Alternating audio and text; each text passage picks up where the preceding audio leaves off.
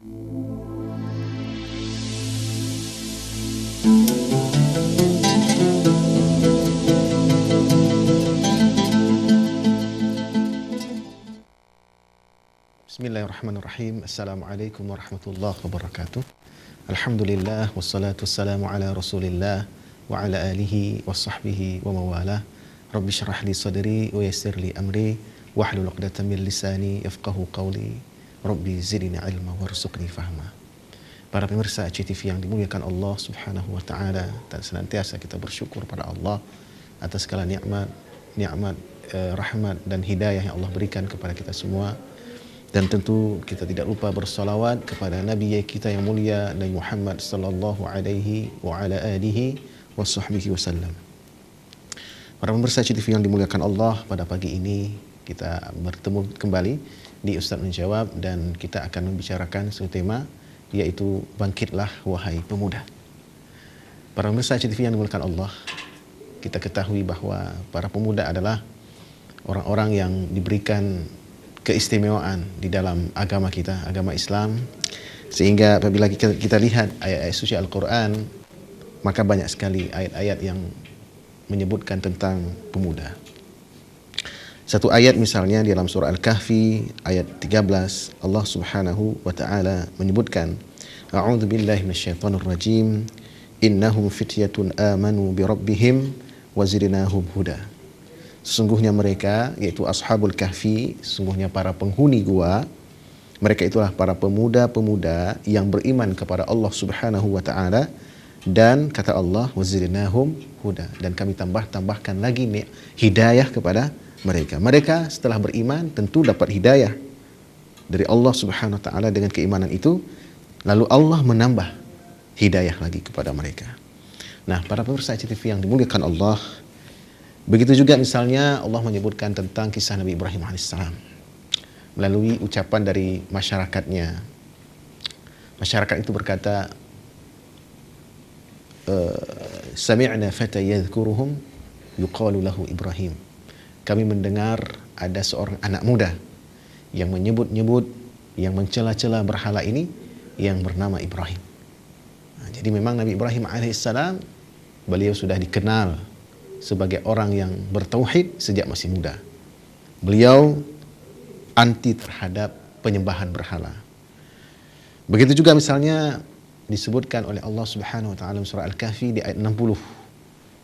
Di ayat itu Allah menceritakan Nabi Musa alaihissalam berkata kepada anak muda. Anak muda yang beliau maksud itu adalah murid beliau sendiri, yaitu Yusha' bin Nun.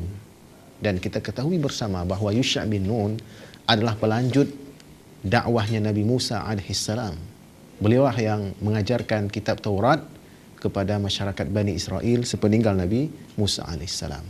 Di ayat itu Allah Subhanahu wa taala berfirman, wa idh qala Musa li fatahu la abrahu hatta ablugha majma'al bahraini aw amdiya huquba. Ingatlah wahai Muhammad ketika Nabi Musa alaihissalam berkata kepada anak mudanya, yaitu dimaksud adalah Yusha' bin Nun. Apa perkataan Nabi Musa alaihissalam? La abrahu hatta ablugha majma'al bahraini aw amdiya huquba. Aku tidak akan pernah berhenti berjalan sehingga aku bertemu dengan majma'al bahrain, tempat pertemuan dua buah lautan, aw amdiya huquba. Jika aku tidak bertemu guruku di tempat pertemuan dua buah lautan itu, aku akan berjalan bertahun-tahun. Aw amdiya huquba. Aku akan berjalan bertahun-tahun. Ini satu tekad yang luar biasa dari Nabi Musa alaihissalam untuk mencari ilmu kepada seorang guru yang telah diminta oleh Allah untuk berguru kepada orang itu, yaitu Nabi Khidir alaihissalam.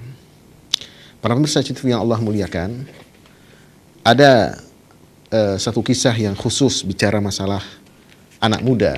Ya, itulah kisah yang Allah sebutkan dalam surah Al-Kahfi, yang menceritakan tentang 7 pemuda yang telah menghebohkan masyarakatnya pada saat itu, bahwa mereka punya keyakinan berbeda dengan keyakinan masyarakatnya. Masyarakatnya menyembah berhala, masyarakatnya menuhankan raja, tetapi pemuda yang 7 orang ini tidak mau menyembah berhala, tidak mau memuja-muja raja. Dan mereka berkumpul ya, di sebuah tempat, di sebuah pohon, dari seorang demi seorang ya, datang ke bawah pohon itu, mereka berdiskusi dan mereka kemudian menyatakan bahwasanya mereka tidak seperti masyarakat yang menyembah selain Allah. Mereka hanya menyembah Allah Subhanahu wa taala dan mereka tidak mau menjadikan raja sebagai sembahan juga. Nah, para musyaikh yang Allah muliakan, di ayat-ayat yang bicara masalah Ashabul Kahfi ini, Allah ceritakan di ayat 14, Allah berfirman, a'udzubillahi minasyaitonir rajim, warabatna ala qulubihim idh qamu faqalu rabbuna rabbus samawati wal ard lan nad'u min dunihi ilaha laqad qulna idzan syatata. Dan kami teguhkan hati mereka. Jadi Allah Subhanahu wa taala meneguhkan, menguatkan, mengokohkan hati Ashabul Kahfi untuk mempertahankan keimanannya kepada Allah. Tidak terpengaruh dengan kebiasaan masyarakat mereka yang menyembah berhala.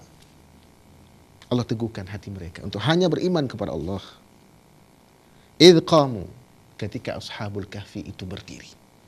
Jadi ketika Ashabul Kahfi itu dipanggil oleh raja untuk dihadapkan di hadapan raja, maka ketika raja bertanya kepada mereka, siapakah Tuhan kalian?